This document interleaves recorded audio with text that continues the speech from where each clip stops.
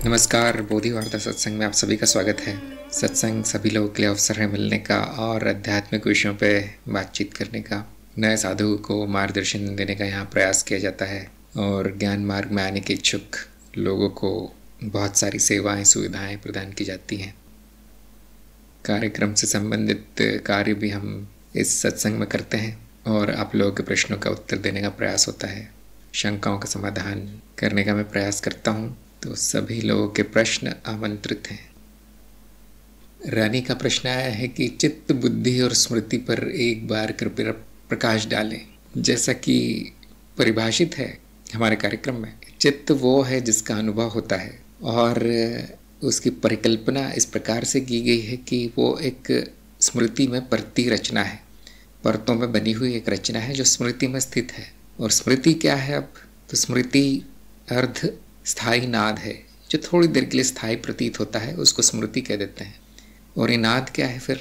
जो दो अवस्थाओं में परिवर्तन है वो नाद है। केवल जो सबसे मूल परिवर्तन देखने को मिलता है सृष्टि में वो नाद है। और वो परिवर्तन किस में है? वो मुझ में स्वयं में है, ब्रह्म रूप में जो परिवर्तन है, ब्रह्मनाद, उसको नाद कहा गया है। और वो नाद एक प्रकार की संभावना है जो परिवर्तन के रूप में प्रकट होती है। ये परिवर्तन अर्थस्थायी होने पर स्मृति कहलाएगा। स्मृति की रचना परतों में हो जाने पर, उसमें विभिन्न वृत्तियां चलने पर वो चित्त कहलाएगा। और इसी चित्त का अनुभव तन मात्राओं के रूप में होता है। यह हमारा अप्रोक्ष अनुभव है। बुद्धि उस रचना में चलने वाली वृत्ति है जिसमें बहुत सारी प्रक्रियाएं देखने को मिलती हैं। सोच विचार, तर्क, कल्पना, रचनात्मकता, भाषा, ज्ञान विज्ञान, कला, ज्ञान वृत्ति, आध्यात्मिक वृत्ति आदि आदि जो प्रक्रियाएं हैं उनको मिलजुल के बुद्धि कह दिया जाता है। तो ये परिभाषा है। और अंत में सब का सब अनुभव है, अंत में सब कुछ माया है, मिथ्या है। हृदयेश्वरी ने कहा है, साक्षी भाव में मैं शरीर मन इंद्रिय आदि नहीं। यह तो दृढ़ होता जा रहा है, लेकिन मृत्यु का भय, मृत्यु में जो कष्ट होना है, भले ही मन को यह कष्ट अनुभव होगा, जैसे शरीर का रोग ही होना, कोई भयंकर रोग लग के मृत्यु आना, इसका विचार मन करता है, तो इसका कोई समाधान साक्षी भाव से हो जाता है क्या? आप चाहते हैं अगर ये ना हो तो वो अज्ञान है। सभी जीवों को मृत्यु का डर रहता है। अगर ये डर ना हो तो वो जीव की मृत्यु जल्दी हो जाएगी। ये बुद्धि द्वारा जाना जा सकता है। अनुमान किया जा सकता है कि यदि आपको सड़क पार करते समय डर न लगे तो वहाँ दुर्घटना का जोखिम है। यदि आपको नदी पार करते समय डर न लगे तो डूबने का खतरा ज़्यादा है। तो अक्सर ये डर जो है जीव को अकाल मृत्यु से बचाता है। और वो डर कई प्रकार के रूप लेगा, जैसे कष्ट का डर। जैसे मैं किसी ऊंची जगह से कूदना नहीं चाहता क्योंकि तुरंत बुद्धि कह देती है कि बड़ा कष्ट होगा, अगर कुछ लग गया तो, हाथ पैर टूट गए तो, हड्डियाँ टूट गई तो ये जो डर है, एक वृत्ति जीव को सुरक्षित रखती है। अगर यदि आप चाहते हैं कि ये ना हो तो बड़ी समस्या है। अज्ञान है कि डर क्यों होना चाहिए। प्रकृति ने आप में कोई भी चीज़ बेवजह नहीं बनाई है। इसलिए नहीं बनाई है क्योंकि उसको आपको कष्ट देने में मज़ा आता है। वो सब आपकी सुरक्षा के लिए है, सब आपके लाभ के लिए है। इस जीव को जीवित रखने के लिए जो भी आवश्यक है वो पाया जाता है जीव में। कुछ भी अनावश्यक नहीं पाया जाता यहाँ। तो ये सोचना कि ये सब ना हो मुझे, वो अज्ञान है। और एक चित्त में बड़ी विचित्र बात है कि उसको काल्पनिक बातों से भी डर लगेगा और जो सच में हो रहा है उससे भी डर लगेगा। चित्त में ये भेद नहीं होता कि कल्पना क्या है और सत्य क्या है। तो हम कहते हैं इसे भावनाओं का स्तर है ये, यहाँ पे बुद्धि नहीं होती। बुद्धि को पता है कि जो कल्पना हो रही है वो सत्य नहीं है, किंतु भावना को नहीं पता, इसलिए वो डर का भाव आ ही जाता है। यदि आप कल्पना भी करें मृत्यु की या कष्ट की, अब आप चाहते हैं कि ये भी ना हो तो ये भी संभव नहीं है, ये भी अज्ञान है। आप कल्पना करेंगे किसी भयानक चीज़ की तो डर लगेगा ही, ये प्राकृतिक है। अब यदि आप चाहते हैं कि मैं कल्पना भी ना करूं तो मत कीजिए। जिस दिन मृत्यु आनी उस दिन आएगी और उधर उस समय जो होना है वो होगा। और यदि आप ये अच्छे से जानते हैं कि मेरी मृत्यु नहीं होती, शरीर की होती है, एक प्रकार का परिवर्तन है बस, तो वो शायद कल्पना भी मूर्खतापूर्ण लगे कि मेरी मृत्यु, और उससे उठने वाले भाव भी अनावश्यक लगे कि जब मेरी मृत्यु नहीं है तो मैं कल्पना किस चीज़ की कर रही हूँ। और ये कल्पना से जो काल्पनिक डर पैदा हो रहा है जो सत्य की तरह लगता है, अनावश्यक है फिर। तो यदि मन विचार करता है तो सारी प्रक्रिया होगी, वो पूर्ण होगी।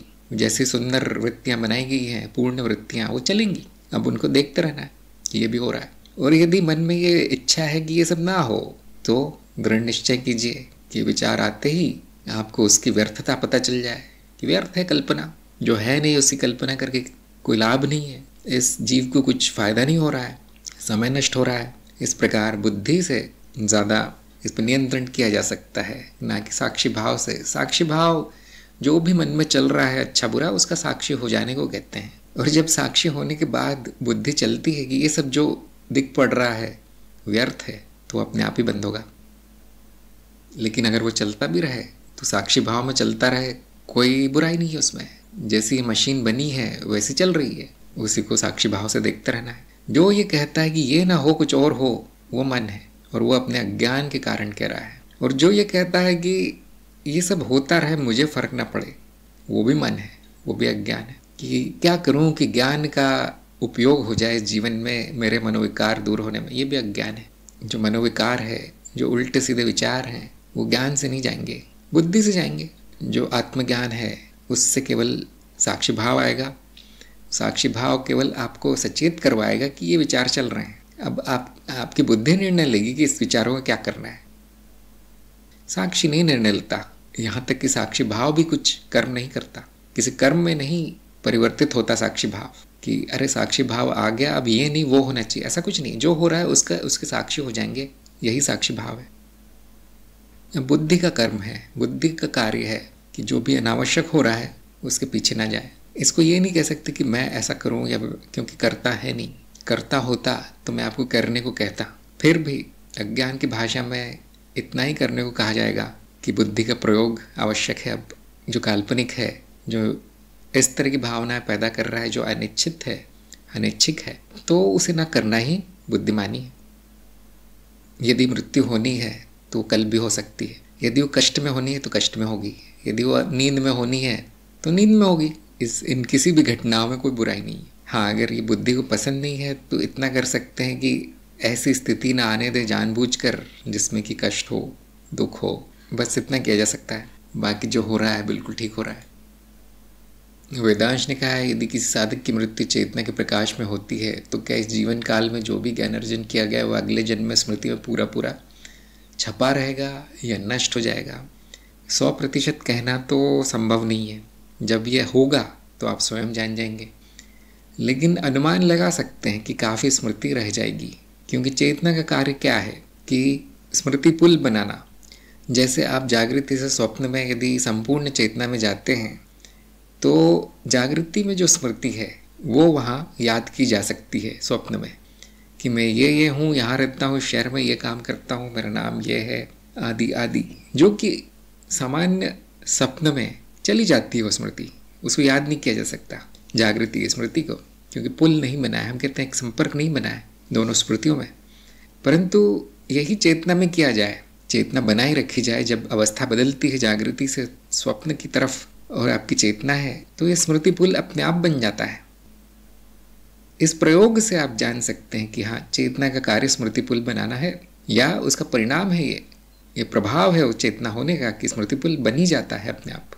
इसी प्रकार जब अवस्था जागृति से मृत्यु की होगी, बदलेगी, और वहाँ पर चेतना के प्रकाश है, तो एक स्मृति पुल बन जाएगा कि इस जन्म में, इस जीवन में जो भी आपकी स्मृति में है, जिसमें ये ज्ञान भी है, वो भी मृत्यु के उपरांत जो अवस्था है, मृत्यु के बाद की अवस्था है, सूक्ष्म अवस्था जिसको हम कहेंगे, उसमें भी याद आ जाए। और अब सूक्ष्म अवस्था में जब तक भी रहेगी वो स्मृति आपको मिलेगी।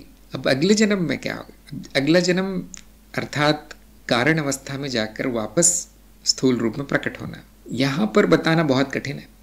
यहाँ पर हम ऐसा कहते हैं कि यदि उस स्मृति का कोई गहरा संस्कार पड़ा है कारण शरीर पे, तो वो वापस प्रकट हो सकती है। मृत्यु उपरांत, ठीक मृत्यु के बाद थोड़ी सी स्मृति रहना काफ़ी संभावना है, एक शब्द हो सकता है याद आ जाए, किंतु अगला जन्म अर्थात आपको कारण अवस्था से जाना पड़ेगा।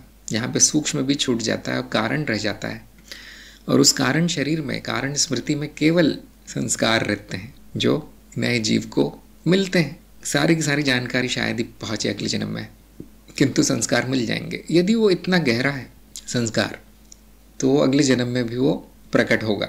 और सभी जानते होंगे कि 2-3 घंटे में पूर्ण ज्ञान वापस आ सकता है, संपूर्ण ज्ञान हो सकता है। जैसे ही वो छोटा जो बच्चा है, छोटा शरीर, वो इस काबिल होगा कि वो भाषा समझ पाए, उसकी बुद्धि थोड़ी सी बढ़ जाएगी और उसको 2-3 घंटे में सारा ज्ञान वापस हो सकता है। बस वो संस्कार होने चाहिए उसमें कि मुझे ये चाहिए। और ये किसी भी गुरु द्वारा देखा जा सकता है, किसी भी अनुभवी गुरु के सामने उस बच्चे को लाया जाए, वो देख सकते हैं। और हम कहते हैं वो स्मृति वापस प्रकट हो रही है, किंतु वो संस्कार वापस आ रहे हैं।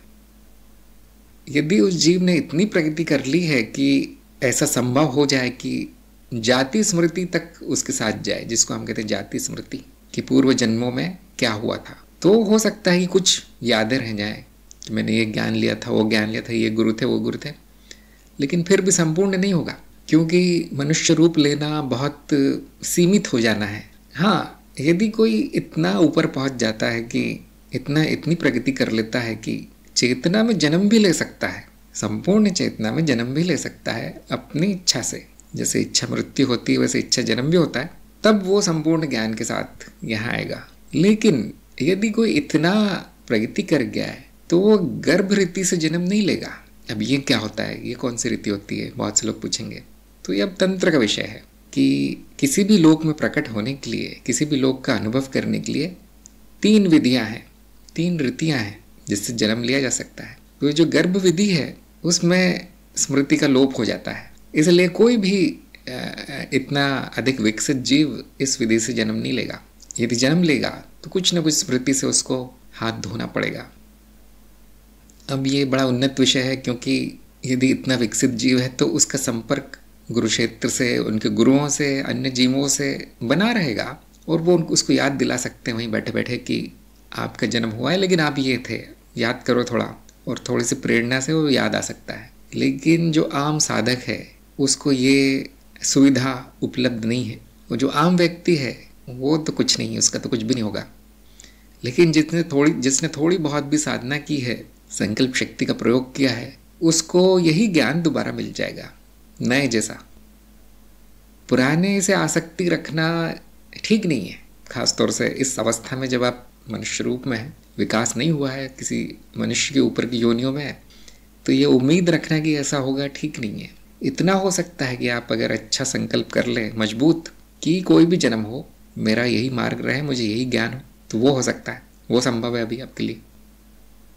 स्मृति नश्वर है, उसको स्थायी रखने के प्रयास ठीक नहीं है, व्यर्थ है, बेकार का है। उसका नवीनीकरण उपयोगी है, हाँ, कि वही अनुभव दोबारा हो जाए, मुझे 2 घंटे में वापस ज्ञान हो जाए संपूर्ण, क्योंकि ज्ञान तो छोटा सा है, 2 घंटे में हो सकता है। और फिर इस तरह की इच्छाएं रखना, वो इस तरह की संभावना को जन्म देगा कि मुझे वही गुरु मिले, मुझे वही मार्ग मिले। और इसमें बुद्धि का इतना हाथ नहीं है, देखिए भावनाओं का हाथ है, क्योंकि अक्सर देखा जाता है कि भावनाओं से कारण शरीर में ज़्यादा गहरे संस्कार पड़ेंगे, बुद्धि से नहीं। आप कितना भी सोचते रहें यही हो जाए, कुछ खास नहीं होगा। अगर आप में वो भाव है कि मैं ये इसी मार्ग में रहूं, यही इसी प्रकार के गुरु मिले, इसी प्रकार के ज्ञान मिले, ये भावना प्रबल है, तो संस्कार भी मजबूत बनेंगे।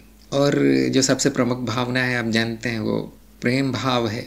मार्ग से प्रेम है, ज्ञान से प्रेम है, गुरु से प्रेम है, तो 100% तय है कि आने वाले सभी जन्मों में वही मिलेगा।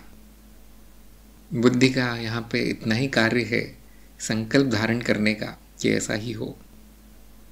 वंदिता ने पूछा है कल्पना का लोक कौन सा? ऐसा कोई लोक होता नहीं, सभी लोग कल्पना है, हम कहते हैं सभी लोग मिथ्या है, एक नहीं। वो काव्यात्मक भाषा है कि मैं कल्पना लोक में खो गया था, तो वो वृत्ति है कल्पना की, लोक नहीं है, वृत्ति की बात हो रही है। कभी कभी हम कहते हैं कि मैं सपने देखता हूँ, तो वो भी वृत्ति की बात हो रही है, लोक की नहीं। जब आप स्वप्न लोक कहेंगे तो सभी लोग स्वप्न ही है, जैसे आप सूक्ष्म लोक कहते हैं तो सभी लोग सूक्ष्म ही है। तो बोलचाल की भाषा में इस तरह से किसी विशेष प्रकार के अनुभव को लोक कह दिया जाता है, जो कि ठीक है, क्योंकि बदलते हुए अनुभव ही हैं लोक। यदि वो अनुभव इतना बदल जाए कि पहचान में ना आए, उसको लोक कह दिया जाता है। सभी लोग काल्पनिक है, सभी चित्त निर्मित है इसलिए सूक्ष्म है, सभी परिवर्तनशील है इसलिए मिथ्या है, वो सभी मैं हूँ, मेरा ही रूप है। मूल ज्ञान ध्यान रखना चाहिए। बाकी जो नाम वगैरह हैं वो इच्छानुसार जहाँ जो काम कर जाए, जहाँ जो उपयोगी है उस हिसाब से नाम गढ़ लिए जाते हैं। कनिका ने पूछा है जन्म लेने की विधि गर्भ से है और बाकी 2 विधियाँ क्या है, वो रहस्य है, गुप्त है, गोपनीय है, सबको नहीं बताई जाती बातें। तो जो तंत्र बोधि में आएंगे उनको ये सब पता चलेगा, सामान्य जनता को ये सब नहीं बताया जाता। तंत्र बोधि में वही आ सकता है जिसको मूल ज्ञान हो चुका है। अमित ने पूछा है लोक और जगत कैसे निर्मित होते हैं? नाद से। सभी अनुभव नाद मात्र है। जब नाद व्यवस्थित हो जाता है, स्वयं संगठित हो जाता है, नाद रचनाओं में पड़ता है, तो एक विशेष अनुभव का निर्माण होता है जिसे हम कहते हैं नियमित अनुभव। और ये नियमित अनुभव लोक कहलाए जाएंगे। तो आप कार्यक्रम में जो माया का भाग है वो देख लीजिए, वहाँ पे सारी प्रक्रिया समझाई गई है कि किन प्रक्रियाओं से नाद रचनाओं का निर्माण होता है। और ये चित्त है, देखिए लोक और जगत चित्त के भाग हैं। चित्त की परतों से संबंधित विभिन्न तरीके के लोक होंगे, उन लोकों में विभिन्न स्थान होंगे जिनको हम जगत कह सकते हैं। ऐसा नामकरण किया गया है। मूलभूत प्रक्रियाएं जो नाद में चल रही हैं, 10-15 प्रक्रिया मैंने गिनाई हैं, वो इनके निर्माण के पीछे हैं। उसमें सबसे महत्वपूर्ण है स्वयं संगठन और प्रतिकृति। ये दोनों मिल जाएं तो संपूर्ण लोक का निर्माण हो सकता है। तो जो कार्यक्रम में है उनको ये बहुत विस्तार में बताया गया है कि लोक क्या है और चित्त की परतों से उनका क्या संबंध है, एक लोक से दूसरे लोक में कैसे जाया जा सकता है ध्यान की सहायता से। ये सब मूलभूत ज्ञान आपको कार्यक्रम में दिया गया है। तो अमित का तो कार्यक्रम हो चुका है शायद। कौन से अध्याय में पहुँचे आप? सत्यापन हो रहा है। अच्छा, ये सत्यापन से संबंधित प्रश्न है। तो ध्यान दीजिए आपके आसपास क्या प्रक्रियाएं नहीं चल रही हैं, और इस पर अगर हम तर्क का प्रयोग करें तो ये प्रक्रिया हटाने के बाद क्या कोई जगत बचेगा? इस प्रकार आप सत्यापित कर सकते हैं। सब आपके आसपास ही दिख रहा है, चाहे वो जगत हो, चाहे शरीर हो, चाहे मन हो, यही प्रक्रियाएं दिख रही हैं जो आपको बताई गई हैं। इस प्रकार अपने अनुभव में ढूंढिए सत्यापन के लिए, क्योंकि सुन तो आपने लिया है। आप मुझसे पूछेंगे कैसे हो रहे हैं, तो मैं वापस वही बता दूंगा जो वीडियो में बताया गया है। तो इतना उपयोगी नहीं है वो तो वीडियो में आप देख चुके हैं, लिख चुके हैं, याद कर चुके हैं उसको अच्छे से। सत्यापन अपने अनुभव से किया जाता है कि जो कहा गया है वो मेरा अनुभव है या नहीं, इतना देखने का प्रयास कीजिए, तर्क संगत है या नहीं। और आप देखेंगे सभी प्रक्रियाएं जो जगत का निर्माण करती है अभी आंखों के सामने चल रही हैं, उनको हटा दिया जाए तो कुछ नहीं है। भारती ने कहा है क्या ये कहना ठीक होगा कि द्वैत में अनुभव करता अस्तित्व का मनोशरीर यंत्र है? नहीं, द्वैत में 2 ही चीज़ें, अनुभव और अनुभवकर्ता।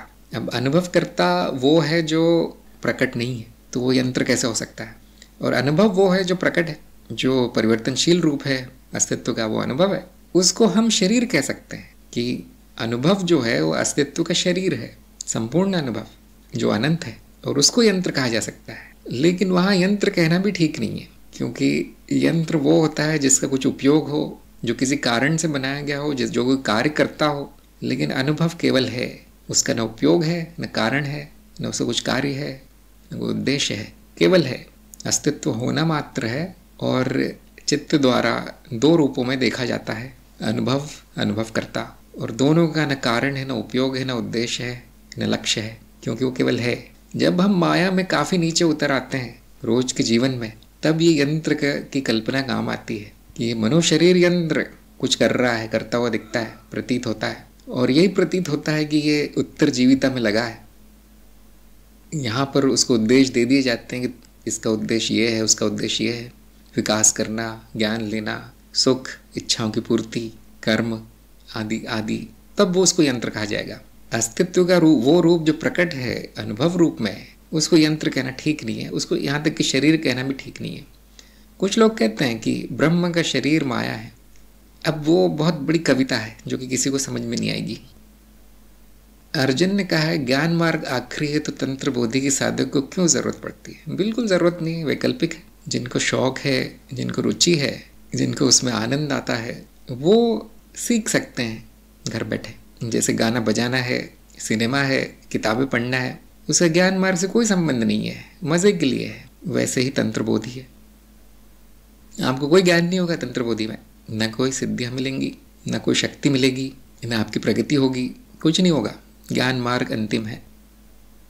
वंदिता ने कहा आइसक्रीम पर टॉपिंग की तरह। हाँ, ज्ञान मार्ग में थोड़ा सा मिर्ची मसाला डालने का प्रयास है, क्योंकि बहुत नीरस है ज्ञान मार्ग, रसहीन है, बौद्धिक है पूरी तरह से। यहाँ तक कि हम अभी जो बोल रहे हैं कि पूर्व जन्म, पुनर्जन्म, ऐसी स्मृति, वैसा नाद, ये सब ज्ञान मार्ग में नहीं आता। ज्ञान मार्ग में कहा जाएगा ये माया है, अब शांति से रहो। यदि सत्य एक वाक्य का है तो 2 घंटे के सत्संग में क्या बोलेगा आदमी, और प्रश्न क्या पूछेगा? तो जिनको ज्ञान हो गया है उनके मनोरंजन के लिए लीला रची गई है। वो लीला तंत्र है, वो नृत्य है शिव का। शिव को जानने के बाद बस एक ही काम बचता है, लीला। ब्रह्म को जानने के बाद एक ही काम बचता है, वह ब्रह्म लीला, खेल, मनोरंजन। अब ये किसे कैसे खेलना चाहते हैं आप, वो आपकी इच्छा है। जो इस संसार से ऊब गए, जगत से परेशान हो गए हैं, वो वापस नहीं आएंगे कभी। उनकी सारी इच्छाएं पूर्ण हो चुकी है, अब नहीं आएंगे। जिनकी अभी भी रुचि बची है वो अपनी लीला स्वयं रच लेंगे। तो मैं उनको भी मार्ग दिखाता हूँ। जिनमें अभी भी वो शक्ति, वो ऊर्जा बची है, प्रारब्ध ऊर्जा, जो कि गुफा में बैठकर नहीं खर्च की जा सकती, उनको कुछ अच्छा दे दिया जाता है। ज्ञान प्रसार, दूसरों की सेवा, जीव की उन्नति, जीव की प्रगति, ज्ञान विज्ञान आदि आदि। लेकिन ज्ञान मार्ग में ये सब नहीं आता। ज्ञान मार्ग में उतना ही है जितना वेदांत है, जितना उपनिषदों में लिखा है, केवल उतना है ज्ञान मार्ग में, जो कि आप कार्यक्रम के पहले मुझे लगता है 15 या 16 भागों में पूर्ण कर सकते हैं। यहाँ तक कि जो पहला भाग जो बताया गया है, पहला अध्याय, वो संपूर्ण ज्ञान मार्ग है, जो 10 मिनट में ख़त्म हो जाता है। उसके बाद 10 भाग केवल ये बताते हैं ज्ञान मार्ग क्या है, उसमें ज्ञान के साधन क्या है, सत्य क्या है, उसका औचित्य क्या है, मानदंडों का, ये सब तर्क वितर्क में जाते हैं हम। उसके आगे के 5 भाग मूल ज्ञान को और विस्तार से बताते हैं, और बाकी माया है। तो जिनके लिए माया बेकार है वो वहाँ पर रुक सकता है, पहले भाग में रुक सकता है, पहले अध्याय में, वहाँ संपूर्ण ज्ञान हो जाता है। तो अर्जुन से और इनके जैसे बाकी लोगों को मेरा यही सुझाव है कि समय नष्ट न करें, तंत्र वंत्र बेकार की चीज़ है। अंजू ने कहा है, क्या कारण शरीर अपने उपयुक्त गर्भ को तलाश करता है? हाँ, करता है। अब आप बोलेंगे वहाँ तो करता है नहीं, वो तो स्मृति मात्र है, बीज है, केवल सोई हुई सी है, वो क्या करती है? तो इसे हम कहते हैं संकर्षण का नियम, या हम कहते कभी कभी कंकर्षण का नियम। तो ये जानने का प्रयास कीजिए कर्षण का नियम क्या है। अपने आप ही वो संबंध स्थापित हो जाता है, जैसा उसको चाहिए, जैसे उसकी इच्छा पूर्ति के लिए ज़रूरी है, अपने आप संबंध बन जाता है। जैसे आप एक किसी ऊंची जगह पानी डालेंगे तो वो अपने आप बहकर नीची जगह जाता है, ठीक उस जगह इकट्ठा होता है वो पानी जो सबसे गहरी है। वैसे ही कारण शरीर की जो वृत्तियां हैं, जो बीज रूप में है, ठीक उसी जगह जाकर संपर्क करती है जहाँ उसकी वासना पूर्ति हो सकती है, जहाँ उसका प्रारब्ध सफल हो सकता है। संभावना अधिक है, करने वाला कोई नहीं, अपने आप होता है। और आप देखते होंगे कि ये पूरी तरह 100% सही नहीं होता, अनुमानित है बस कि शायद यहाँ हो जाए कुछ मेरा, इस तरह का विचार उसमें है, और वो सही जगह पर संपर्क बना लेता है। फिर जो होता है वो केवल एक तरह का मान लीजिए पूर्व निर्धारण और संभावना का खेल है, संयोग। कुछ इच्छाएं पूरी हो जाती, कुछ नहीं होती। और एक आम व्यक्ति के मामले में जो अध्यात्म में नहीं है, जो आध्यात्मिक व्यक्ति नहीं है, वो और जमा करके ले जाता है, संचय बढ़ा लेता है अपना। ये बड़ी विचित्र बात है कि आया था वो कुछ पूर्ण करने, उपयुक्त गर्भ को तलाशते हुए, और वो इतना और बोरा बांध के ले जाता है अपने साथ कि उसको फिर दोबारा आना पड़ता है। तो ये वृत्ति जो है साधक में उलट गई है। अब साधक में क्या इच्छा है, क्या वृत्ति, दोबारा आना ही न पड़े। अनासक्ति हो गई है उसको गर्भों से, शरीरों से। उसका आकर्षण मुक्ति की तरफ है, मुक्त होना चाहता है। तो अध्यात्म क्या है? इस वृत्ति को उल्टा कर देना, ये अध्यात्म है। जो मशीन की तरह हो रहा है उस पर नियंत्रण ले आना। अब क्या वो कारण शरीर कभी जन्म ले ही नहीं पाएगा? ऐसा नहीं है, वो जब चाहे जन्म ले सकता है, बस उसके नियंत्रण में आ जाता है ये सब करना। फरहान ने कहा है, ज्ञान होने के बाद अगर खोज खत्म नहीं हो रही तो क्या अभी भी माया के बस में है? वो निर्भर करता है आप खोज क्या रहे हैं। अगर स्वयं को खोज रहे हैं तो ज्ञान नहीं हुआ, तो फिर उसको ज्ञान होना नहीं कहेंगे। फिर क्या खोज रहे हैं? अगर शांति, सुख, आनंद ये सब खोज रहे हैं तो फिर ज्ञान हुआ नहीं, हम कहेंगे। वो ऐसा ही है कि आपको किसी शहर में जाना है, अब वहाँ पहुँच के आप कहते हैं मैं कैसे आऊँ उस शहर में, आप पहले ही आ चुके हैं। तो अगर आप कह रहे हैं कि नहीं मुझे और पता बताइए कौन सा रास्ता जाता है इस शहर की तरफ, मतलब खोज रहे हैं आप, तो एक ही कारण हो सकता है कि आए नहीं उस शहर में अभी तक। तो ये इस पर निर्भर करेगा क्या खोज रहे हैं। अगर खोज है तो ज्ञान नहीं हुआ, ज्ञान है तो खोज नहीं होगी, शायद कुछ और खोज रहा हूँ। रानी ने पूछा है कि किसी की भावनाओं का हमारे जीवन पर क्या प्रभाव पड़ता है। यदि आप साधक हैं तो कोई प्रभाव नहीं पड़ेगा। यदि आप संपूर्ण साक्षी भाव में हैं तो कोई कुछ भी सोचता रहे, कुछ भी चाहता रहे, आप पे प्रभाव नहीं पड़ेगा, क्योंकि आप ऊपर है, बहुत ऊपर पहाड़ पे, और वो जो उल्टा सीधा जो भी सोच रहे हैं बहुत नीचे हैं, साधक बहुत ऊपर है। तो क्या आशीर्वाद और इसका भी प्रभाव नहीं पड़ेगा? नहीं पड़ेगा, क्योंकि वो जो बोल रहा है उसके संकल्प में कोई शक्ति नहीं है, केवल वो अच्छी भावना व्यक्त कर रहा है, उससे प्रभाव नहीं होगा बस। किंतु जो आपसे भी ऊपर है, आपसे भी अधिक प्रगति कर गया है, उसका प्रभाव पूरा पड़ेगा। उनकी वाणी में शक्ति है, उनके संकल्प में शक्ति है। लेकिन जो इतना ऊपर पहुंच गया है, इतनी प्रगति कर गया है, उसके मन में दुर्भावना शायद ही आएगी। तो यदि इस बात की चिंता है कि दूसरे क्या सोच रहे हैं और मुझ पे क्या प्रभाव पड़ रहा है, तो उसका सबसे अच्छा इलाज यही है कि आप ऊपर उठ जाइए उन सबसे, उन सबको पीछे छोड़ दीजिए, फिर ये चिंता समाप्त हो जाएगी। संपूर्ण साक्षी भाव में जो रहेगा उसके कर्म सही होंगे, उसके मन में सही विचार आएंगे और जीवन शांतिपूर्ण होगा। फिर ये सब चिंताएं नहीं रहेंगी, ये प्रश्न भी नहीं आएगा कि कोई प्रभाव पड़ता भी है या नहीं। पड़ गया तो भी कोई बड़ी बात नहीं है, नहीं पड़ा तो और अच्छा है। साधक प्रभाव लेता नहीं है, प्रभाव डालता है, ये बात ध्यान रखिए। सबको प्रभावित करना साधक का स्वभाव हो जाता है, इसका प्रमाण आपको हर जगह मिल जाएगा। यहाँ तक कि जिनके मन में दुर्भावना है वो आपके सानिध्य में अपने आप बदलने लगेंगे, उनके मन में प्रेम आ जाएगा, उनके मन में शांति आ जाएगी। तो अब ये सब सोचना ही अर्थहीन है। ये सोचिए कि मैं क्या प्रभाव डाल सकती हूँ दूसरों पर, ये यहाँ पे उपयोग है इसका। ये उपयोगी बात है कि मेरा अच्छा प्रभाव दूसरों पर कैसे पड़े, मेरे आचरण से, मेरे वाणी से, मेरे कर्म से, इस बात की चिंता होनी चाहिए। कमल ने कहा है दूसरा कोई है नहीं तो सेवा क्या करें। आप स्वयं की सेवा कीजिए पहले, वो ज़रूरी है। दूसरों से हमें क्या करना है?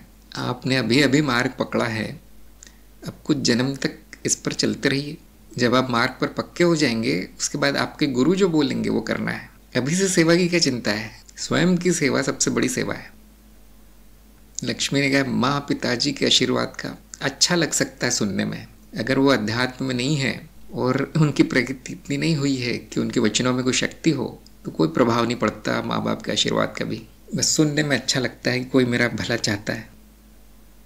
वाणी में, विचारों में प्रभाव डालने की तब तक शक्ति नहीं आती जब तक आध्यात्मिक प्रगति न कर ली जाए। इसलिए गुरु वचनों का बहुत महत्व है, माँ बाप के वचनों कोई महत्व नहीं है। और बाकी आपके संबंधी या दोस्त या पहचान के लोग, वो अच्छा कहें बुरा कहें सब एक ही है। यदि आपकी अवस्था ऐसी है कि हर आने जाने वाले का प्रभाव आप पे पड़ जाता है, तो फिर दूसरों को दोष देना ठीक नहीं है। स्वयं को ही परिष्कृत कीजिए, स्वयं को ही शुद्ध कर लीजिए। जैसे कमल के फूल पर उसके आसपास कितना भी कीचड़ हो कोई प्रभाव नहीं पड़ता, क्योंकि वो अपने आप में शुद्ध है। जैसे हंस के पंखों पर पानी नहीं चिपकता, वैसा साधक है। तो साधक आशीर्वाद लेता नहीं है, देता है, कुछ नहीं लेता वो, उसकी कोई इच्छा नहीं है और उसको कोई आशा भी नहीं है कोई मेरे लिए अच्छा करेगा, कोई मेरे लिए अच्छा बोलेगा। ये सब साधक की कोई आशा ही नहीं होती, इस तरह की उम्मीद नहीं होती। मैं किसका अच्छा कर दूँ, मैं किसको आशीर्वाद दे दूँ, मैं किसी के लिए अच्छे वचन बोल दूँ, ये उसका स्वभाव है। अभी भी आप दूसरों से उम्मीद कर रहे हैं तो अभी साधना कच्ची है, चलते रहिए मार्ग पे। इसका एक उदाहरण दे सकते हैं कि जो करोड़पति व्यक्ति है, बहुत धनी है, 10-20 बंगले, 25 गाड़ियाँ, 100 नौकर और 5 फैक्ट्रियाँ। अब क्या वो चिंता करेगा कि मुझे 5-10 रुपए कहीं से मिल जाए, कोई मुझे दे दे, कोई मुझे नौकरी दे दे कोई मुझे खाना दे दे? क्या वो मांगेगा इधर उधर? नहीं, उसका काम है देना, लुटाना। वो जितना लुटाएगा उसको फ़र्क नहीं पड़ता, करोड़ों हर सेकंड में छापता है वो। ऐसा ही साधक है, उसको कोई फ़र्क नहीं पड़ता कौन क्या करता है, क्या बोलता है, वो लुटाता है सब, क्योंकि वो सोत्र है, वो आशीर्वादों की खान है, वो वरदान की खान है। वरदान दे सकता है वो, आम जनता नहीं दे सकती। वो ले ही सकते हैं बेचारे, और उनकी लेने की क्षमता भी बहुत कम होती है। मैंने ऐसा क्यों कहा लेने की क्षमता कम होती है? किसी व्यक्ति पास जाकर आप बोलिए कि ये गड़बड़ है, तुम में अपने आप को ठीक कर लो। अब आप देखेंगे वो तो गुस्सा हो जाता है, वो तो नाराज़ हो जाता है, तुमने ऐसा कैसे कह दिया। वो आपसे लेना भी नहीं चाहेगा। देखिए, एक आम व्यक्ति जो उसकी ज़रूरत की चीज़ें हैं, यदि आप वो भी देना चाहो तो नहीं लेना चाहता। वो सबसे आवश्यक क्या है व्यक्ति के लिए? ज्ञान। वो कोई नहीं लेना चाहता, ग्रहणशीलता नहीं है उनमें। हाँ, माया उनको जितनी दे दो सब तैयार है, माया से मुक्ति कोई नहीं चाहता। चेतन ने कहा, ये स्मरण रखना कि मैं मनोशरीर रूपी यंत्र नहीं हूँ थोड़ा कठिन लगता है, क्योंकि प्राकृतिक रूप से अनुभव करता अपने आप को जन्म जन्मांतर से अपने को मनोशरीर के रूप में ही अनुभव करता आया है। इसकी जगह क्या ये स्मरण रख सकते हैं कि ये मनोशरीर भी मैं ही हूँ मिथ्या रूप में? दोनों बात ही तो है, एक ही तो है, यही तो चेतना है। मैं तो इतना ही कहूँगा कि आपके गुरु ने जो निर्देश दिया है उसका पालन कीजिए। अगर आप अपनी मनगढ़ंत साधना बना लेंगे तो उसका क्या परिणाम आएगा कोई नहीं जान सकता। ये बात सत्य है कि ये मनोशरीर यंत्र मैं नहीं हूँ, मिथ्या है, मैं वो हूँ जो इसका तत्व है। ये बात गुरुजनों ने स्मरण रखने को कही है।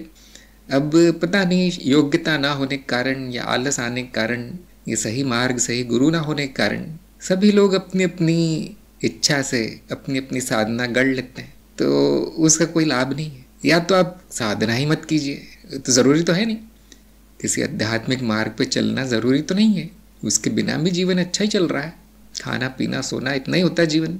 और आप मार्ग पर हो ना हो, सत्य जानते हो ना हो, सत्य तो सत्य है, वो कहीं नहीं जाता।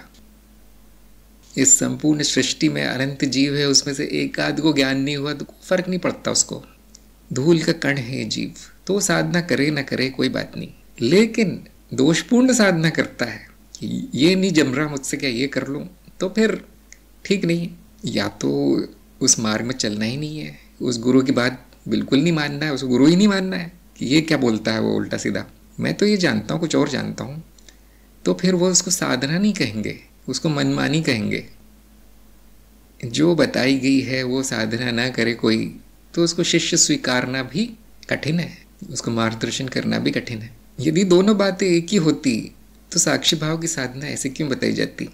साक्षी भाव की साधना बड़ी स्पष्ट है कि मैं न मन हूँ न शरीर हूँ, कोई भी अनुभव नहीं हूँ, मैं अनुभव करता हूँ और बाकी जो भी अनुभव हो रहा है मिथ्या है, सपना है, ये साधना है। अब आपको अगर ये ठीक नहीं लग रही है तो कोई बात नहीं, आप दूसरा मार्ग चुन सकते हैं जिसमें कि कोई और साधना बताई गई है, जिसमें मनोशरीर यंत्र को भी मैं मानना बताया गया है।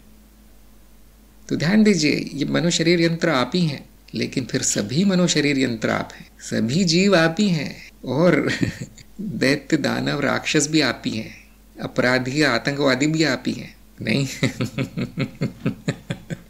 अब ये मानना बहुत लोगों के बस की नहीं है, मैं बता रहा हूँ, ये नहीं माना जा सकता, इस मनुष्य के बस की नहीं है ये बोधिसत्व वृत्ति हो गई कि सभी जीव मेरे ही रूप हैं।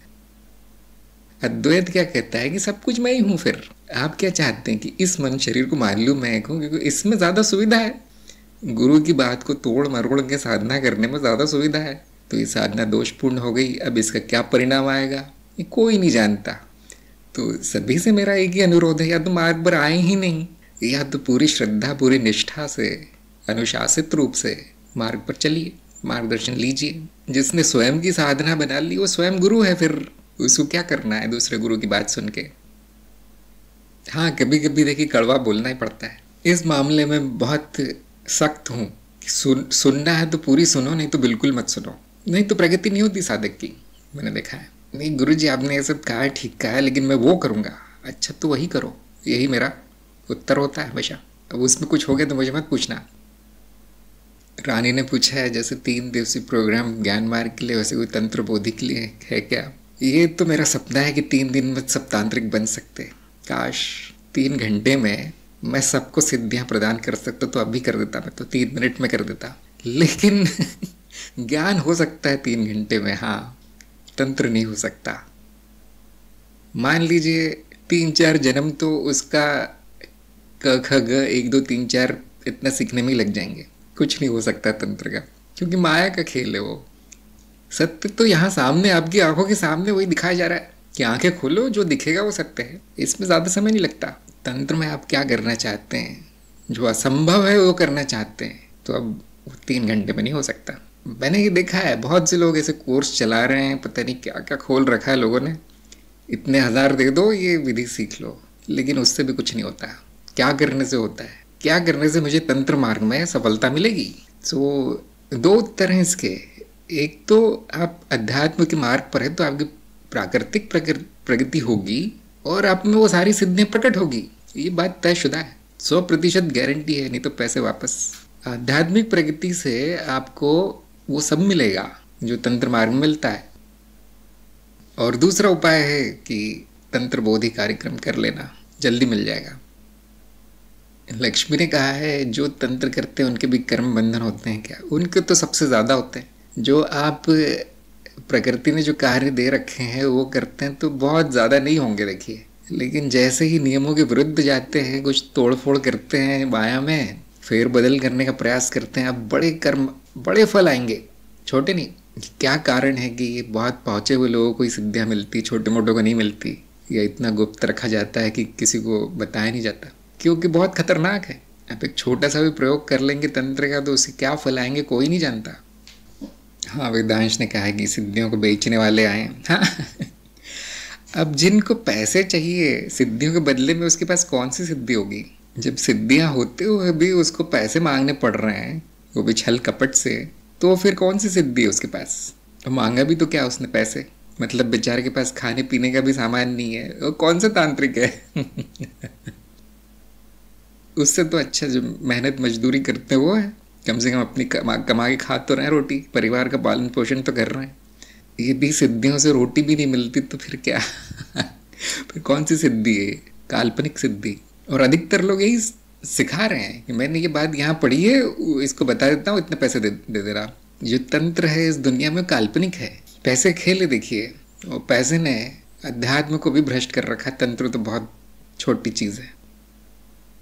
नितिन ने कहा तंत्र में बहुत रुचि है। हाँ, बिना कुछ किए करोड़ों कमाओ, ऐसी तंत्र में अंधविश्वास है तो रुचि तो होगी।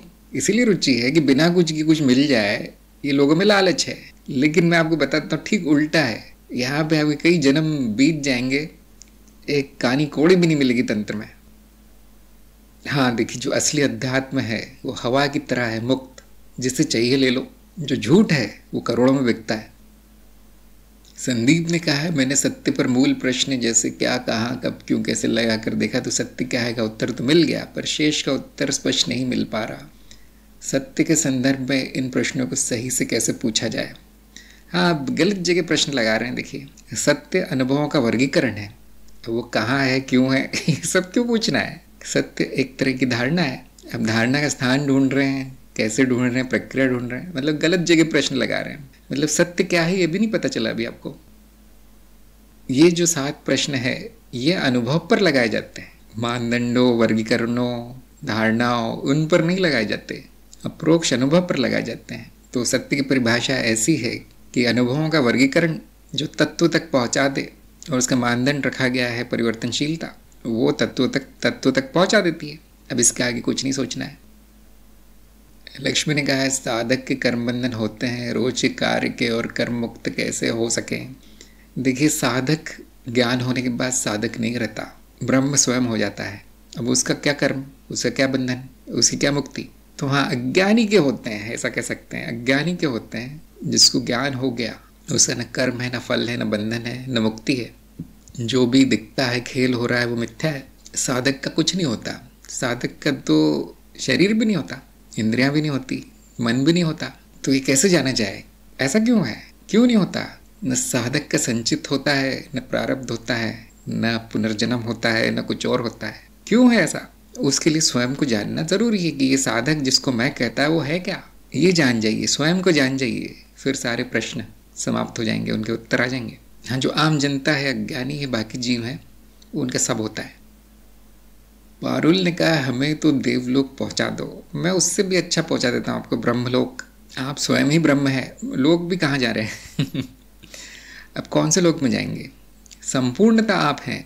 इससे भी आगे पहुंचना चाहते हैं कि इसके अनंत के आगे भी कुछ है, जो अनंत है उसके परे भी कुछ है, जो परम है वो आप स्वयं है।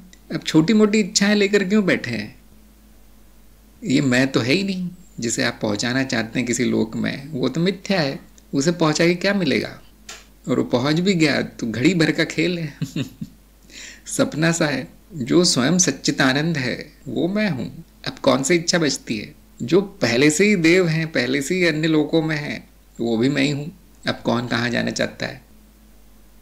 संदीप ने कहा है कि शायद मैं गलत समझा था, मैंने सोचा था किसी भी चीज़ के ज्ञान के लिए प्रश्न को पूछ सकते हैं। हाँ, लेकिन वो सत्य चीज़ नहीं है। सत्य एक तार्किक उपकरण आप कह सकते हैं, एक तार्किक विधि है अनुभवों को जानने की, चीज़ नहीं है वो। चीज़ों पर प्रश्न लगाए जा सकते हैं, परिभाषाओं पर प्रश्न कैसे लगाएंगे आप? अतुल ने कहा है इस संसार की ज़रूरत कहाँ तक है जब तक इस संसार में रहने की आवश्यकता है। देखिए, ज़रूरत किसी भी चीज़ की नहीं है। संपूर्ण अस्तित्व उद्देश्यहीन है, अनावश्यक है। ज़रूरत दी जाती है, उस जो क्या ज़रूरी है आपको स्वयं निर्धारित करना है। तो क्या आपको इस संसार में रहने की आवश्यकता बिल्कुल नहीं है? तो क्या आत्महत्या कर लो? वो तो और अनावश्यक है। क्यों? क्योंकि मैं न संसार में हूँ, न कहीं और, न किसी और लोक में। ये संसार और ये लोक और ये शरीर मुझ में प्रकट है, मिथ्या रूप में। अब बताइए किस चीज़ की ज़रूरत है, किस चीज़ की नहीं है? जब तक ये अज्ञान रहेगा कि मैं संसार में हूँ और मुझे इससे मुक्ति चाहिए, तब तक कुछ भी नहीं होगा। वो हो नहीं सकता, क्योंकि आप है नहीं वहाँ पे। और ये जीव केवल संसार में ही पाया जाता है, किसी न किसी लोक में ही पाया जाता है। तो सही प्रश्न ये होगा कि जीव रूप में रहने की ज़रूरत क्या है? बिल्कुल नहीं है। जल्दी से जल्दी छोड़ दीजिए। वो कब छूटेगा? जब उसकी सारी इच्छाएं पूर्ण हो जाएंगी, सारा प्रारब्ध पूर्ण हो जाएगा, छूट जाएगा। फिर न संसार प्रकट होगा, न जीव प्रकट होगा। संपूर्ण ब्रह्मलीला वैसे ही चलती रहेगी, कुछ ज़्यादा फर्क नहीं पड़ेगा। इस पहाड़ से एक धूल का कण गायब हो जाए, कुछ फर्क नहीं पड़ता। तो क्या आवश्यक है, क्या अनावश्यक है, यह निर्णय आपको स्वयं लेना है। और जब तक ज्ञान नहीं होगा तब तक कोई निर्णय नहीं ले पाएंगे। वो गलती होगा जो निर्णय लेंगे। तो ज्ञान क्या होता है कि मैं संसार में नहीं हूँ, अभी प्रश्न ही समाप्त हो जाएगा। ज्ञान यही होता है कि हर चीज़ अनावश्यक ही है, फिर कहाँ जाओगे? हर चीज़ खेल ही है, हर चीज़ सपना ही है, अब कहाँ जाना है? क्या कोई सच्चा सपना है? क्या कोई ऐसा जीवन है जो इससे भी ज़रूरी है? क्या कोई ऐसी जगह है जहाँ पर जीव जाकर, जहाँ उसकी मंजिल है? ऐसा कुछ भी नहीं है। अनंत माया है और इस माया का दृष्टा है जो मैं हूँ। बाकी सब आपका खेल है। अब किसको ज़रूरी समझते हैं वो कर लीजिए, मज़ा ही मज़ा है। मनीष ने कहा है सब अद्वैत है फिर भी द्वैत दिखता है, अद्वैत कैसे सिद्ध करे जिससे मन स्थिर हो? देखिए, अद्वैत सिद्ध करने से मन तो स्थिर होगा नहीं। मन का कार्य है चलना, गतिशील है, परिवर्तनशील है, स्थिर नहीं किया जा सकता। उसमें जो अशुद्धियां हैं शायद वो दूर हो जाए अपने आप, सत्य के प्रकाश में रहते रहते। यदि आपका संपूर्ण उद्देश्य मन को स्थिर करना है तो कुछ भी नहीं होगा ज्ञान मार्ग में। ज्ञान मार्ग में अप्रोक्ष अनुभव और तर्क के माध्यम से दिखा दिया जाएगा कि मैं ही संपूर्ण अस्तित्व हूँ। अब आप उसको लेकर क्या करते हैं, ये जीव उस ज्ञान का क्या करता है, उस पर निर्भर है, उसकी बुद्धि पर निर्भर है। लेकिन न चित्त शांत होगा, न मन स्थिर होगा। बहुत प्रयास करने से थोड़ा बहुत नियंत्रण आ जाएगा उसका और वो मर जाता है, वो जीव ही मर जाता है फिर। तो अध्यात्म को इतना छोटा मत बनाइए कि मेरे एक दो काम निकल आए इससे। मैं संपूर्णता हूँ, इसमें मन की अस्थिरता की माया भी चल रही है, आप क्या बुराई है? मन की अशांति भी उतनी झूठ है जितनी शांति। यही ज्ञान होगा ज्ञान मार्ग में। मन अस्थिर क्यों है? क्योंकि कुछ अनुभव हुए होंगे जो आप नहीं चाहते होंगे, इसलिए वो अस्थिर हो गया है, मतलब थोड़ा सा विचलित हो गया है। अनुभव क्यों हुआ? वैसे सब आप ही का कर्म है। अब इतना ही कर सकते हैं कि फिर से ना हो वो सब, बुद्धि इतना ही कहेगी। और जब सुखदायी अनुभव होने लगेंगे, जीवन सुखरूप चलने लगेगा, तो मन अपने आप स्थिर होगा, अपने आप शांत होगा। उसके लिए अद्वैत की जरूरत नहीं है। जब लहर जान जाती है कि मैं सागर हूँ, तो क्या वो लहर उठना बंद हो जाती है? वो तो और ऊंची उठती है। यही अद्वैत है, यही ज्ञान मार्ग है। यहाँ पे जो है वो संपूर्ण है, पूर्ण है, कुछ भी जाता नहीं है, कुछ भी समाप्त नहीं होगा। अध्यात्म का उपयोग छोटे मोटे दोष दूर करने के लिए ऐसा ही है जैसे कपड़े सिलने के लिए तलवार का उपयोग करना। रानी ने पूछा है, मैं सिर्फ इस शरीर तक सीमित नहीं हूँ, मैं ही अस्तित्व हूँ, इसका अनुभव कैसे हो सकता है? अभी वही अनुभव हो रहा है आपको। संपूर्ण अनुभव यही है कि मैं शरीर नहीं हूँ, मैं ही अस्तित्व। अनुभव और अनुभव करता एक ही है, इतना ही ज्ञान होगा। ये आपकी कल्पना है कि मुझे ऐसा अनुभव हो जाए कि पता नहीं विचित्र सा, कि ये बात सिद्ध हो जाए। नहीं, सिद्ध नहीं होगी उससे, और भरमा जाएगा वो अनुभव, और भ्रम हो जाएगा। अस्तित्व क्या है? अनुभव और अनुभवकर्ता का एकीकरण, जो आपके रोज के सामान्य अनुभव है। अभी जो है वो अस्तित्व स्वयं ही है। अब ये कैसे जाना जाए कि मैं शरीर तक सीमित नहीं हूँ? तो अनुभवकर्ता की सीमा ढूंढ कर देखने प्रयास कीजिए, कहाँ पर सीमा है अनुभवकर्ता की। जब आप देखने का प्रयास करेंगे कि मेरी सीमा कहाँ है, अनुभवकर्ता की सीमा कहाँ है, तो आपको कहीं नहीं मिलेगी, क्योंकि वो आकारहीन है, निराकार है, रूपहीन है, पदार्थहीन है। वस्तुओं की सीमाएं होती हैं, जो वस्तुओं की पृष्ठभूमि है उसकी सीमा नहीं होती। और आप जानने का प्रयास करेंगे कि वो कहाँ नहीं है, तो आप देखेंगे हर जगह तो वही है, या हर जगह अनुभवकर्ता में ही है। और इसी से ज्ञान होता है कि मैं असीमित हूँ, मैं अनंत हूँ, मैं सर्वव्यापी हूँ। अगर आपने कोई मन में ऐसी कल्पना कर ली है कि मुझे ऐसा अनुभव हो जाए जिससे कि ये बातें सिद्ध हो जाए, तो वो कभी नहीं होगा, क्योंकि अभी भी आप अनुभवकर्ता को एक वस्तु ही समझ रहे हैं जो यहाँ से वहाँ तक होती है, शरीर तक ही होती है, या कहीं और थोड़ी और बड़ी कैसे कर दूँ मैं इसको। वस्तु नहीं है, कोई घटना नहीं है, कोई अनुभव नहीं है, उसमें परिवर्तन भी नहीं हो सकता, छोटा से बड़ा हो जाए थोड़ा अनुभव, कभी नहीं होगा वो। तो स्वयं का ज्ञान लेने का प्रयास कीजिए, स्वयं को जानने का प्रयास कीजिए। मुझे लगता है आपको बता भी दिया गया है कैसे जानना है, अब उस पर मनन ज़रूरी है।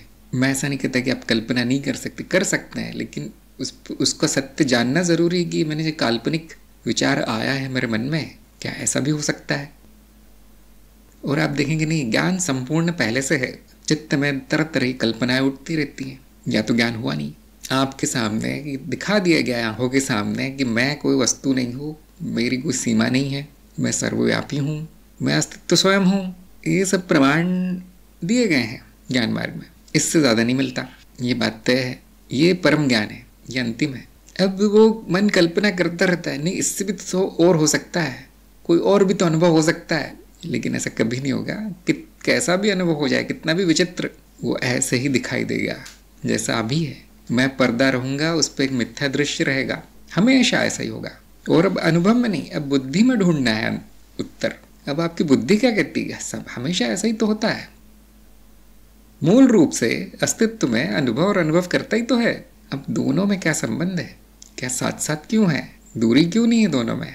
घड़े और मिट्टी में दूरी क्यों नहीं है? साथ साथ क्यों है घड़ा और मिट्टी? कौन सी ऐसी जगह जहाँ अनुभव अलग से दिख गया और अनुभव करता अलग से दिख गया? कौन सा अनुभव बताएगा कि मैं संपूर्णता हूँ? क्या कोई एक विशेष अनुभव है जो बताएगा कि मैं संपूर्णता हूँ? तो फिर वो कैसी संपूर्णता है फिर? यदि वो संपूर्णता तो अभी इसी समय होना चाहिए, यदि वो सत्य है तो अभी इसी समय होना चाहिए, बिना किसी विशेष अवस्था के, बिना किसी विशेष अनुभव के वो सत्य होना चाहिए। वो सत्य ही क्या जो अनुभवों के बदलने से बदल जाए और अवस्थाओं के बदलने से बदल जाए, वो तो मिथ्या है। वो तो मिथ्या की परिभाषा है कि आज है कल नहीं। यदि मैं अस्तित्व हूँ तो अभी इसी समय हूँ, यदि मैं ब्रह्म हूँ तो न किसी अवस्था पर निर्भर है, न किसी अनुभव पर निर्भर है। सत्य अभी मिलेगा, अभी नहीं मिला कभी नहीं मिलेगा। श्रद्धा ने कहा है मैं पहली बार सत्संग में आई हूँ, आपका स्वागत है। संदीप ने कहा अगर हम ज्ञान पर मूल प्रश्न लगाएं तो क्या, कहाँ, क्यों और कैसे का उत्तर मिल जाता है, परंतु ज्ञान के संबंध में कब प्रश्न को कैसे पूछा जा सकता है। इतना ही ज्ञान होगा कि न समय है, न शुरुआत है, न अंत है। संदीप ने कहा इसे कैसे समझे, क्योंकि अनुभव की तरह मौलिक है, इसलिए न अंत न शुरू। हाँ देखिए, ज्ञान की परिभाषा है कि चित्त में, स्मृति में अनुभवों का संयोजन, उनमें संबंध बनाना। तो ये संबंध तो अनंत काल से बन रहे हैं।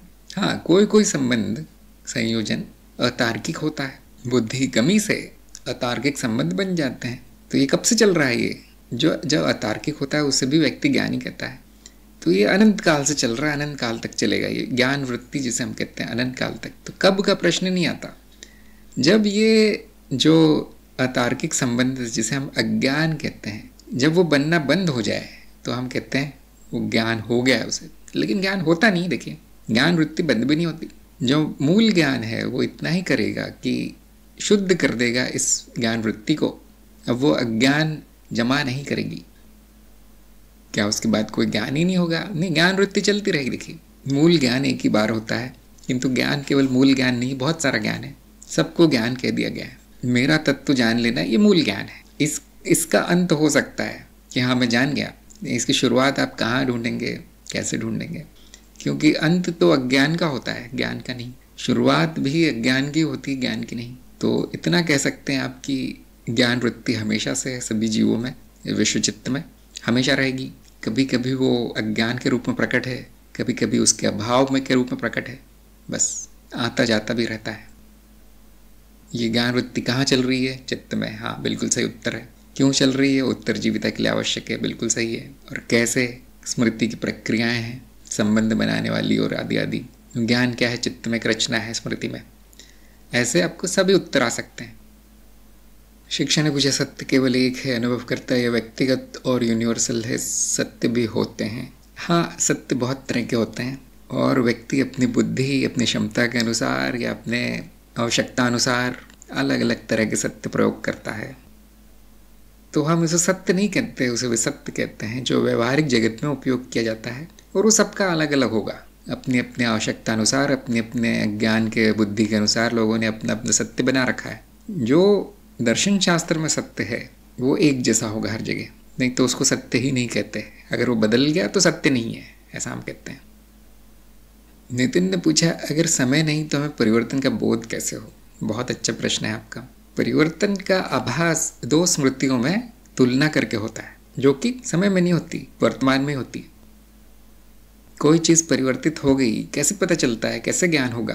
क्योंकि स्मृति में उसकी एक प्रति पड़ी है जो परिवर्तन होने से पहले की है। तो अभी जो अनुभव है वो स्मृति से उसकी तुलना हो जाती है और परिवर्तन का भ्रम पैदा होता है, कुछ परिवर्तित हुआ है और उस पर समय का ठप्पा लग जाता है। अगर वो परिवर्तन तेज हुआ है, अधिक परिवर्तन हो गया है, जो आपकी स्मृति में है और जो अभी है उसमें बहुत ज़्यादा अंतर है, तो हम कहते हैं ज़्यादा समय बीत गया या ज़्यादा परिवर्तन हो गया। थोड़ा सा ही भेद है, थोड़ा सा ही अंतर है स्मृतियों में, तो हम कहते हैं थोड़ा सा ही समय बीता है या कम परिवर्तन हुआ है। इस तरह से परिवर्तन का भ्रम स्मृति में बनता है और इसको कार्यक्रम में बहुत अच्छे समझाया गया है कि समय का भ्रम कैसे पैदा होता है। जो नियमित परिवर्तन है उसके आधार पर अनियमित परिवर्तन को नापा जाए तो समय का भ्रम पैदा होता है और परिवर्तन स्वयं ही भ्रम है जो स्मृतियों में तुलना के कारण पैदा होता है। अब ऐसा क्यों कहा गया? क्योंकि आपकी स्मृति नहीं होती तो पता नहीं चलता क्या परिवर्तन हुआ है। स्मृति हटा दी जाए तो कुछ परिवर्तन नहीं हो रहा है, सब कुछ जैसा है वैसा है, सब कुछ नया है। फिर इसलिए हम कहते हैं कि इस अनुभवकर्ता के लिए सब कुछ नया है। क्यों? उसकी कोई स्मृति नहीं है। ये अनंत काल से खेल क्यों चल रहा है? ब्रह्म का खेल क्यों चल रहा है? बोर नहीं हुआ सब खेल के? क्योंकि दोहराते ही रहता है। उसकी कोई स्मृति नहीं है, उसके लिए सब नया है। सब कुछ वर्तमान ही है और यही सत्य है, सब कुछ वर्तमान ही है। बाकी चित्त निर्मित भ्रम है सारे के सारा।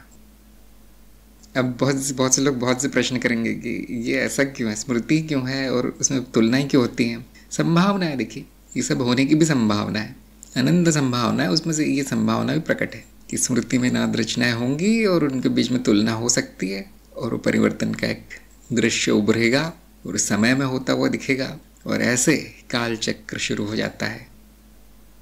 ये मैंने ही किया है, ये चक्र मैंने ही शुरू किया है क्योंकि इसमें ज़्यादा आनंद है। शायद सब कुछ एक जैसा अनंत काल से पड़ा है, अब उसमें आनंद नहीं है।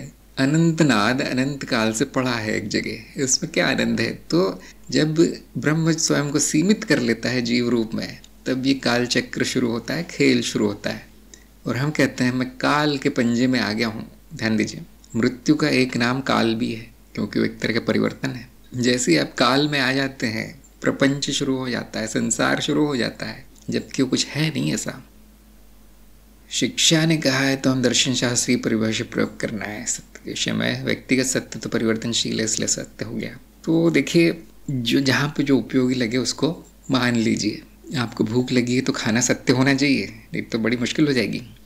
और स्वयं का तत्व जानना है तो दर्शन शास्त्र वाली परिभाषा प्रयोग करना उचित है, यही बुद्धि कहती है। इसीलिए सत्य का यथार्थ क्या है कि उपकरण है एक तरह का, एक कांटा निकालने के लिए दूसरा कांटा उपयोग किया गया है। सत्य का कार्य क्या है? आपको शुद्ध कर देना, खाली कर देना, फिर जो रह जाता है वो है होना मात्र। बहुत से लोग सत्य ढूंढ रहे होंगे, नहीं मिलेगा, मैं मिलूंगा, बस कितना भी ढूंढ लीजिए। इसीलिए तो सत्य मान्यता है केवल। वेदांश ने कहा सत्य नक्शे का काम करता है। हाँ, जैसे वो जहाज को सही दिशा देने के लिए वो सुई होती है, उसको क्या कहते हैं?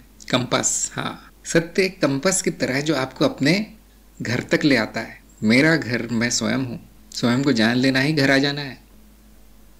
इसीलिए ज्ञान मार्ग अंतिम है, क्योंकि घर के बाद आप कहाँ जाओगे?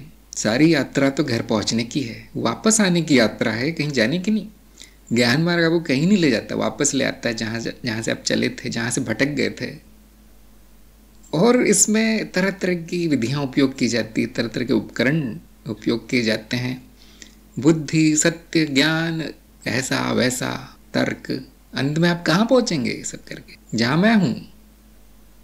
लौट कर आ जाना, ज्ञान हो जाना है। यहाँ से कहीं नहीं जाना है, यहाँ शांति है, यहाँ सुख है, यहाँ आनंद है।